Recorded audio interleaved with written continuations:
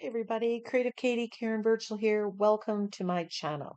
Today we have an easy art journal page full of tips and tricks, perfect for the art journal beginner. And this one I've kept mostly in real time. So I started this page by gluing down a gel print with my fluid matte medium. I did that weeks and weeks ago, and I have several of these sitting on my desk, so today's the day. Now I want to add more to this. It's too even. There's not enough variation. I need to add some contrast, so I'm putting black acrylic paint on there on this dot stamp, and I'm going to stamp that around the page. I just want to add more layers, more patterns, just more, because in art journaling, it's all about those layers and developing variation as you go. So I am just using a makeup sponge and putting black acrylic paint on my stamp, and I do wash all the stamps, get that acrylic paint off. You want to keep them for your art journaling. You don't want that clogged up paint on there, dried up paint, because it'll affect how things stamp. I don't use my stamps for card making or anything, so it's all for mixed media and art journaling. So there we have broken up. It's already adding a little bit more flair. Now I want to add something even smaller scale. I've got a script stamp here. Again, black acrylic paint. I'm applying with the makeup sponge, and I'm trying to target certain areas. I want to make this a rich, full background.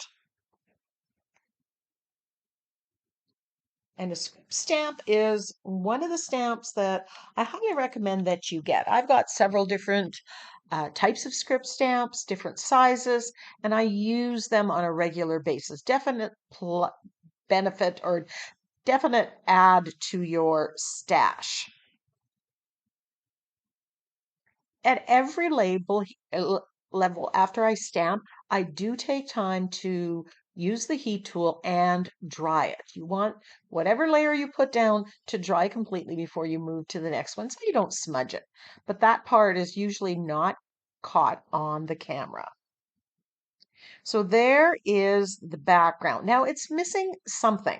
And I think because there's nothing larger scale or solid, there's just a lot of kind of the same scale. So I grabbed that turquoise paint that was in the back and this stencil, and I'm adding some larger areas, more solid color to break up that background a little bit. Oh, and I'm liking the look of this. So I'm going to put this in 3 places. Odds always seem to work better. And if you put it on 3, it just works. I'm sure there is, composition theory about that, but we don't need to know what the rule is. We just need to know that this works.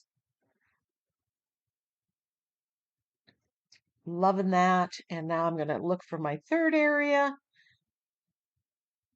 and apply that. Now, you'll notice that on my stencil, there is paint built up on it. I don't worry so much about paint on my stencil.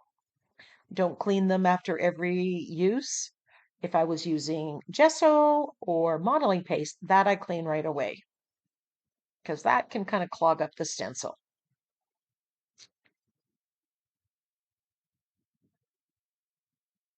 This would have had a completely different look had I used the quinacridone or the alizarin crimson, that's that red color that's in the background.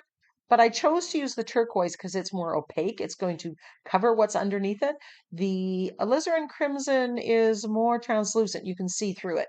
And I didn't think I'd get the coverage or that I was looking for. So I'm really liking the look of this, but it's a little dark. So I'm going back to my dot stamp, and I do this often.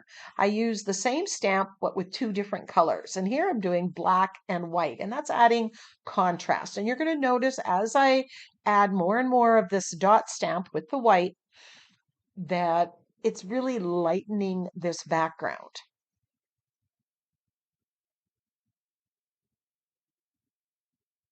Now you can put as much or as little as you like. Follow your instincts. right? It is what you like. There is no hard and fast rule.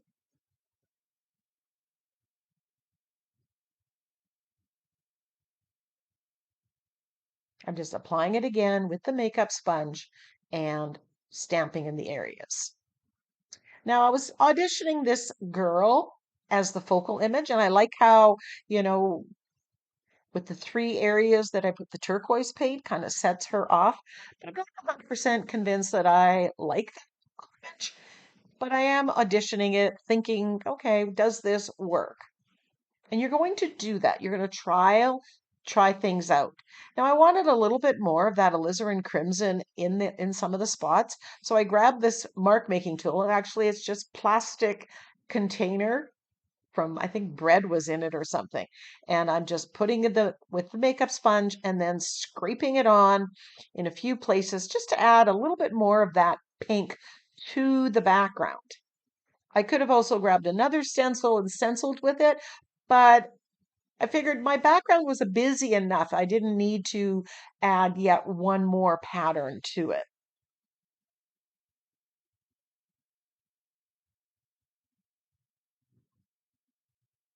If I press down and scrape, it's just adding it in that same way that we started with that gel print or collage paper. There we go. Add a little bit into there. So basically the color scheme here is red, white, red, blue, and yellow, primary colors.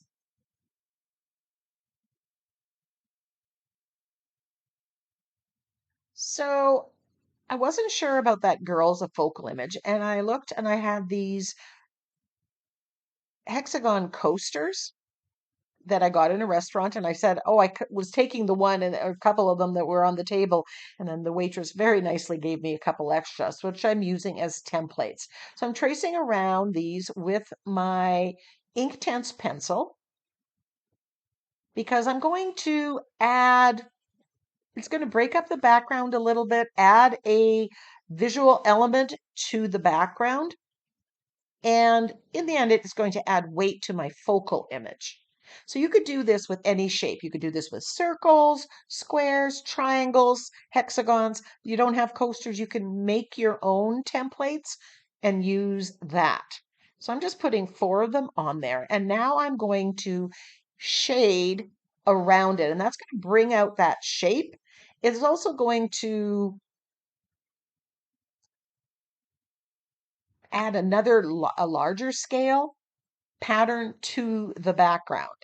So here I'm using my angle brush and I am going to do my shading technique on the inside of that hexagon. I'm going to activate the Inktense pencil, but I'm also adding black acrylic paint. And you're going to see how this simple step adds so much to the background. This is a wonderful technique to do to add something to the page, especially on a page like this that has or a background that had an awful lot going on, lots of pattern. This just kind of breaks it up. And I think because it's larger scale, it just makes sense of everything.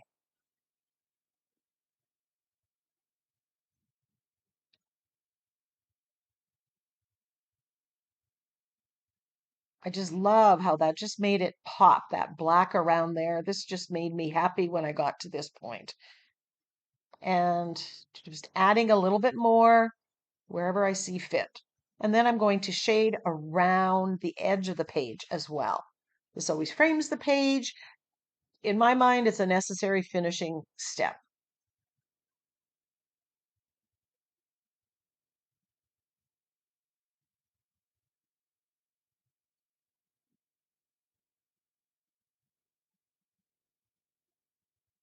There we go. I love this so much. So no matter what, if you do different colors. So let's audition ones here. I have this on my desk. I like the red. It kind of matches the red in the background, would look okay in there. This butterfly, white butterfly, if I put it right there, do you see how it sets off that focal image? Would also be a win. But I recently did one with a butterfly. The dragonfly, it is too small, doesn't fit on this particular page. This fairy, again, she's too big. That girl, while she looked okay earlier on, now that I've put those hexagon shapes in, it's not my favorite. So she's a no for now. And then I have this piece of rice paper with these two birds, and I like the red of the background. It matches the background. And you know what? This has been sitting on my desk for a long time. I used the rest of the rice paper on a previous project. I'm going to use this. So I grab my Winged Wonders sentiment pack. This is a digital sentiment pack that you could purchase at NINNYSNAPKINS.com. I have about, I'm going to say 15 sentiment packs. So I'm just additioning ones here, and I'm going to set them off in one of those hexagons.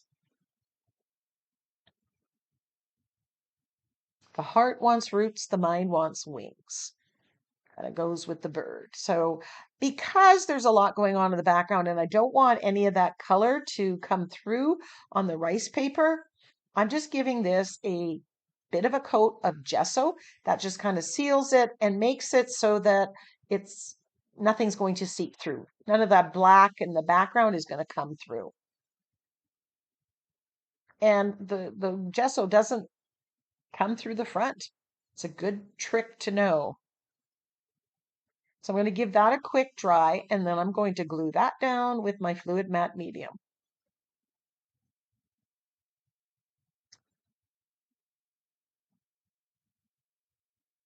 And I kind of put this down. It was striking me as crooked. So I kind of glue it on the top, seal it down, get rid of all the creases. And then I'm thinking, unless I'm looking at it, it doesn't look quite straight. So I'm going to come and fix that. And you can do that with rice paper. You can't do that with a napkin, it would fall apart. But here I was able to lift up the entirety of the rice paper and reposition it, maybe straighten it a little bit, and then make sure it's glued down.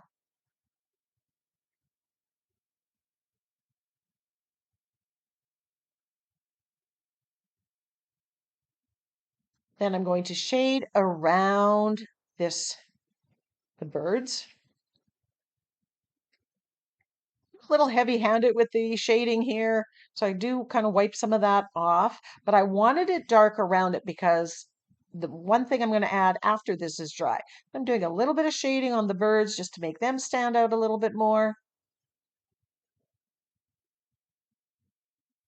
Now I grabbed my fine line applicator bottle. This is gold paint, Liquitex Basics gold paint that I've thinned down.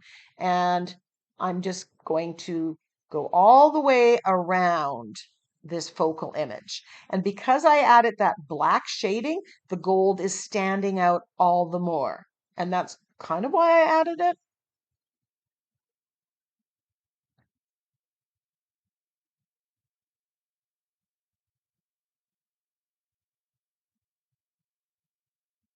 I think this really makes the focal image stand out as well by outlining it basically. And the gold really goes with the um, Naples yellow that's in the background. So the colors here, Naples yellow, alizarin crimson, and turquoise.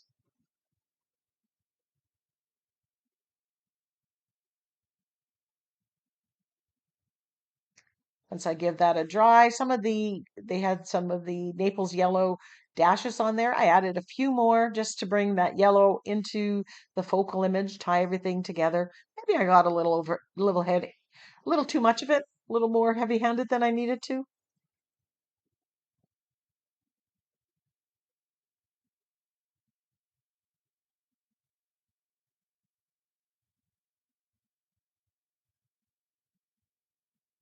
So I'm so happy that I was able to use things that were in my stash, things that have been hanging around for months and months. And there we have the finished page. And I love the background. It's busy and colorful and amazing in my mind. So I hope this gave you some tips and tricks, something that you can use on your next art journal page. Until next time, go get creative.